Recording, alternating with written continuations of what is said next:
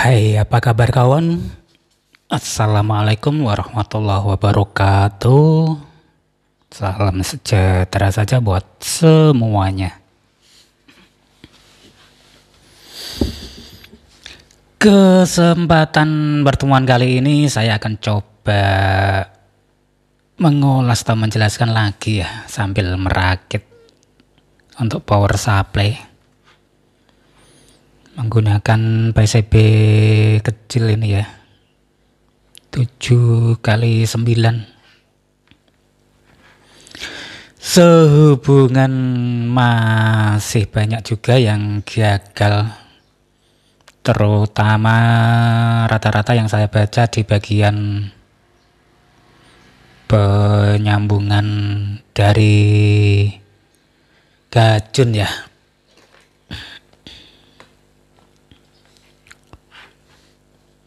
Ini baru saja saya tempelkan seperti ini, jadi belum sempat saya solder. Baru saya ukur saja tempatnya muat tidak, saya sesuaikan posisinya kira-kira seperti ini nanti. Dan ini juga belum saya solder. Untuk teman-teman yang merakit power supply terutama gadget ya, dimulai sajalah katakan. Hal yang paling mudah, paling sederhana itu gajun. Yang belum pernah merakit sama sekali sebaiknya gunakan jenis-jenis seperti ini ya. Ambil saja yang paling murah. Kenapa jenis seperti ini? Karena ini kan sudah tidak perlu merakit airstar, terus trafo tegangannya, penyuplai kontrolnya ini sudah ada. Baru nanti kalau sudah paham merakit dengan model gadget seperti ini, baru bisa meningkat lagi yang seperti ini. Masalahnya ini kan perlu airstar untuk tegangan startnya dan tegangan untuk PWM-nya harus dirakit sendiri. Tentu saja itu lebih sulit untuk pemula. Jadi saran saya pergunakan yang seperti ini saja. Cari paling murah saja. Saya yakin untuk teman-teman yang hobi elektronik merakit power supply, untuk pertama kan bagian input tegangan yang dikopel kapasitor, kemudian melewati MI filter.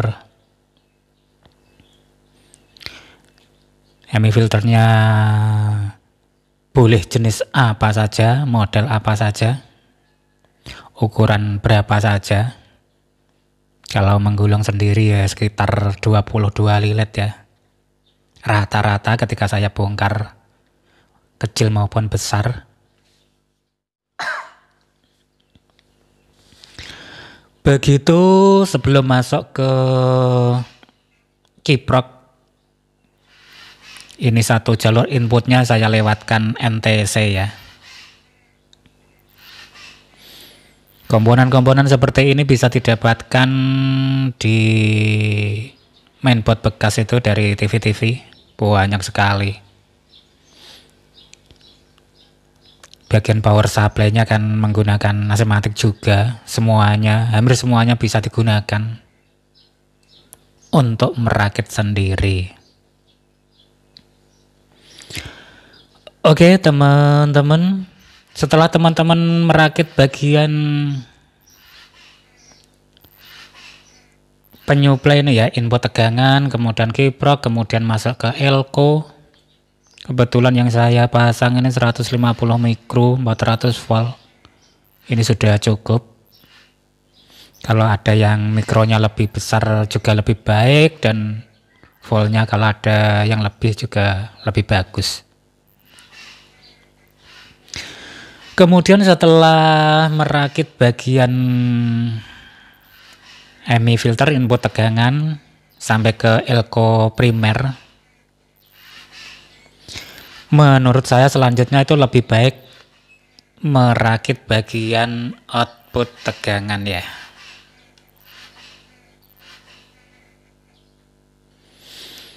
Jadi kira-kira nanti seperti ini. Setelah kalian merakit bagian output tegangan, terdiri dari dioda, elko, dan resistor untuk kabel tegangan output ini 1K. Dikira-kira sendiri. Sampai yang penting tidak panas sajalah R-nya, tidak sampai kebakar, itu tidak jadi masalah. Sampai berapa ohm pun tak jadi masalah. Setelah menyelesaikan bagian output, kemudian trafo, baru ke gajun ya teman-teman. Jadi jangan keburu-buru teman setelah merakit bagian elko primer langsung gajun, langsung trafo. Jangan sampai tidak terhubung ke dioda dan elko. Jika kalian mencoba gajun dengan trafo saja, layaknya trafo besi ya, sudah bisa dipastikan untuk fatnya akan pecah teman-teman, akan kebakar, short. Makanya kalau saya merakit selalu mendahulukan setelah elko primer, bagian output saya rakit dulu. Dan bagian trafo biasanya tidak saya solder dulu, saya jumper, saya kasih kabel di begini.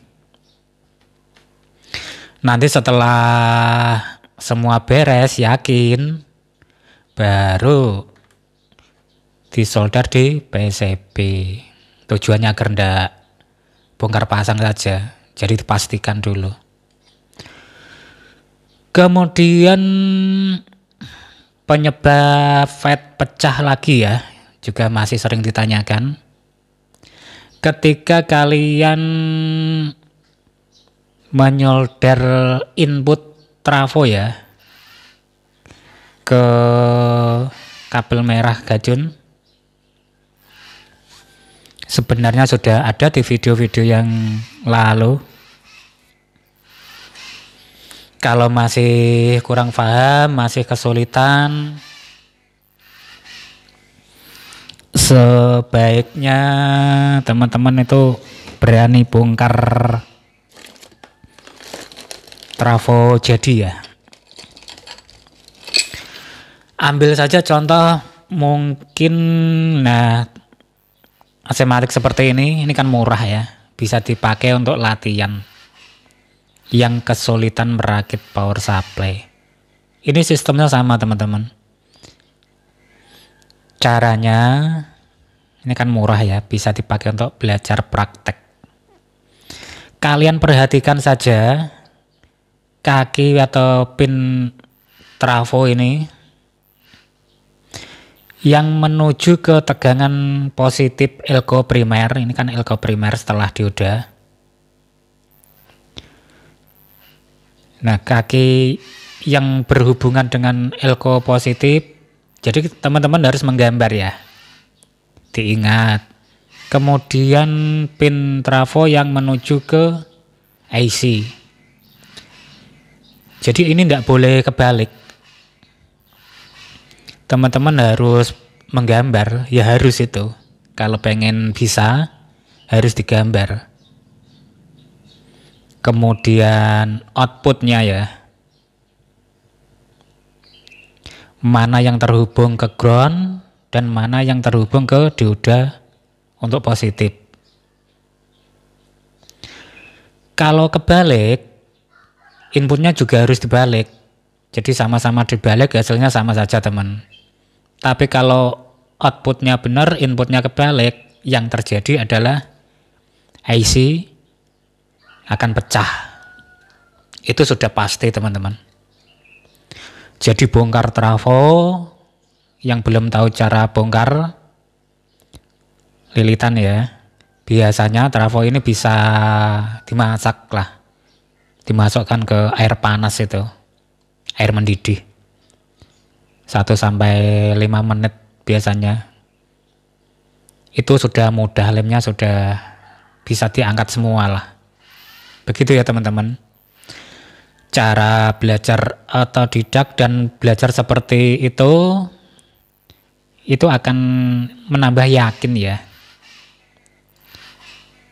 Pemahaman kita itu semakin kuat lah. Jadi harus membongkar dari mana lilitan terakhir ini tadi digambar di buku. Arahnya juga. Sebetulnya cara-cara seperti ini juga sudah saya bahas di video-video yang lalu. Jadi untuk teman-teman yang baru menemukan channel ini saya ulas. Dan untuk detailnya teman-teman bisa mencari di video yang sudah lewat lah. Karena banyak sekali membahas tentang gajun. Ini sistemnya sama teman-teman, sama dengan gajun.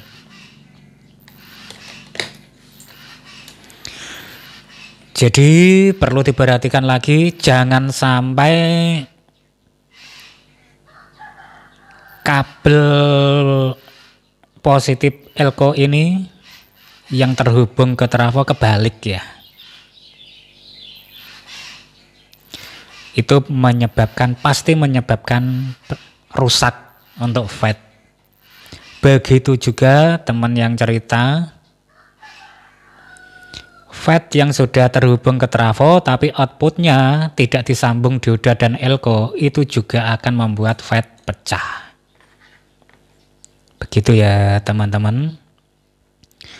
Untuk tahap pertama tidak usah ini mampu berapa volt, berapa ampere, yang penting itu normal dulu.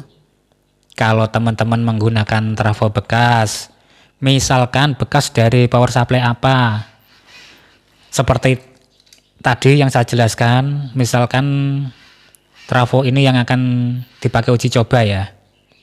Kalian gambar posisinya, misalkan untuk output kaki yang pertama ini outputnya berapa volt, misal 5 volt. Kalian nanti ketika ini dicabut dan dipindah ke sini, harusnya outputnya 5 volt ya. Jika sudah terjadi seperti itu, artinya teman-teman bisa. Belajarnya bener lah. Namanya ingin bisa itu tetap ada korban ya teman-teman. Korban untuk praktek lah ya. Ada yang perlu dipraktekkan. Jadi bisa cari-cari power supply yang murah-murah dulu. Setelah memahami jalur, memahami bagaimana cara menggulung trafonya, kemudian baru dikembangkan ke ferit yang lebih besar. Kita bisa meniru jumlah lilitan di sini. Nanti seiring waktu kan paham. Yang penting merakit untuk pertama kali itu outputnya bener lah. Dan tidak ada yang panas. Itu sudah disebut berhasil teman-teman. Kalau sudah paham seperti itu nanti mengembangkannya itu lebih bagus. Akan lebih mudah. Jadi teman-teman bisa gunakan trafo kecil-kecil bekas apa saja. Kemudian diganti lagi. Kalau perlu tidak usah disolder di PCB. Ditaruh di luar seperti ini, di jumper kabel. Itu untuk latihan ya. Jadi untuk latihan bagian trafo dan gajunnya tidak usah dipasang dulu. Cuma di kabel-kabel saja. Kemudian kalau keliru masangnya, cara ngeceknya gini teman. Jadi input dari cek AC-nya ya. Biasanya saya kasih lampu atau bolam. Atau kalau perlu kalian hambat dengan NTC. Supaya tegangan di elko ini tidak sampai 200 ya. Bisa dibikin sampai 70 volt atau berapa. Tapi ini khusus untuk pemula ya. Dulu saya coba seperti itu. Kenapa? Alasannya agar ketika terbalik itu fatnya tidak pecah ya. Tapi caranya harus sebentar saja teman. Hanya berapa detik dicolokkan langsung dicabut. Syaratnya output di sini itu dikasih kipas, dikasih beban lampu atau apa. Fan ya, kipas seperti ini. Tujuannya sekali dicolokkan itu kipas berputar. Itu kalau benar. Kalau keliru biasanya tidak berputar teman. Jadi harus segera dicabut. Cara seperti itu biasanya lebih aman. Baru kemudian seandainya kalian colokkan kok kipasnya berputar, berarti itu sudah benar. Itu hanya cara simple ya, otodidak lah. Kalau pusing memikirkan bagaimana ini trafonya. Tapi yang jelas namanya belajar ya seperti tadi teman-teman. Untuk pertama kali itu agak susah, makan waktu karena harus bongkar-bongkar untuk memastikan, untuk mempelajari jumlah lilitan, input, output. Kalau input primer rata-rata tak jauh berbeda teman-teman. Kalau untuk gacun sebetulnya bisa dicoba sampai 15 lilit pun bisa. Tapi itu bukan untuk pemula ya, karena harus menyesuaikan frekuensinya juga. Untuk standar sebaiknya gunakan 2 kali 26 minimal. Itu sudah bagus untuk trafo seukuran ini ya. Ini bekas dari power supply TV. Jadi antara jumlah keseluruhan primer ya. Kan primernya dibagi 2. Pertama, tengah sekunder, kemudian ditumpuk primer. Jumlah keseluruhan primer antara 50-an lah. 46, 50 sampai 70 itu mudah untuk menyeting gacun. Nanti kalau sudah benar, kalian bisa mencoba mengurangi lilitan primer. Dan kalian akan tahu sendiri efeknya seperti apa. Namanya belajar tuh sedikit-sedikit seperti itu. Bertahap lah istilahnya. Begitu juga output. Pertama kali nggak usah langsung gulung banyak ya. Rata-rata output dibikin setiap 1 lilit 2 volt lah. Itu bisa diputar lewat remote ini untuk penyesuaian tegangan output. Oke. Misalkan pertama kali untuk latihan gulung 5 lilit saja. Nggak usah CT dulu. Bikin tegangan tunggal 0 DC. Min plus saja. Nanti kalau sudah paham arah diodanya kemana, posisi awal lilitan atau akhir lilitan, semua juga sudah saya bahas di rakitan-rakitan yang dulu. Nanti kalau sudah jadi, itu akan membuat kita itu seneng kalau berhasil merakit. Karena merakit elektronik itu ya kalau pertama itu wah gembrobyos lah. Takut meledak. Apalagi kalau komponennya beli semua. Kan seperti itu ya untuk pemula. Yang namanya pengen belajar elektronik itu tidak hanya teori, tapi juga materi juga teman-teman. Karena harus beli komponen-komponen. Jadi jangan keburu-buru. Difahami dulu sajalah. Itu teman-teman, jadi ini belum saya solder, saya ulas dulu lah untuk teman-teman yang bertanya ya. Kenapa fatnya sering meledos seperti tadi. Jadi awal-awal itu inputnya biasanya terkadang saya kasih R berapa watt, berapa ohm. Yang penting tegangan di primer ini kecil. Di bawah 100 itu sudah bisa dipakai untuk cek teman-teman. Dan dicolokkan ke listrik sebentar saja, tidak sampai paling beberapa detik, langsung dicabut. Kalau beban kipasnya tidak berputar, langsung dicabut saja, berarti ada yang kebalik. Kalau yang kebalik, kalian tidak harus bongkar semua ya. Kalian bisa tinggal membalik bagian primer. Jadi yang trafo yang disambung dengan kabel merah gajun ya, posisinya kalian tukar.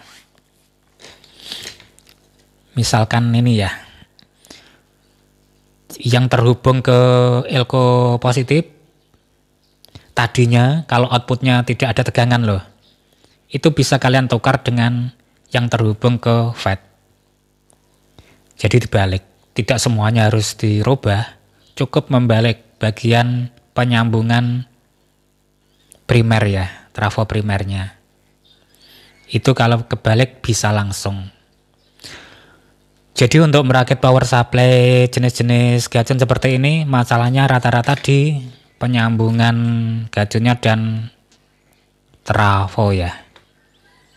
Kalau model di atasnya lagi yang menengah ke atas, misalkan habis ke atas atau sos juga itu tidak ada masalah dengan trafo teman-teman. Kalian bolak-balik tidak ada masalah. Itu karena jenis kontrol PWM-nya sudah beda lagi.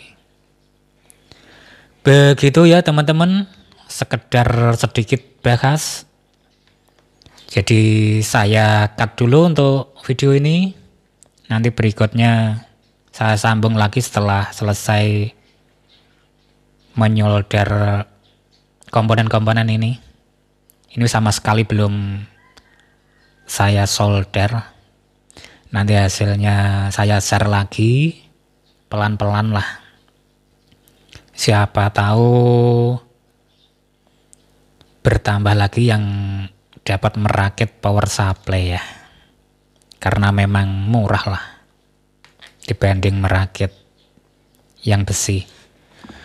Oke teman-teman, sampai sini dulu. Sampai ketemu di bagian berikutnya.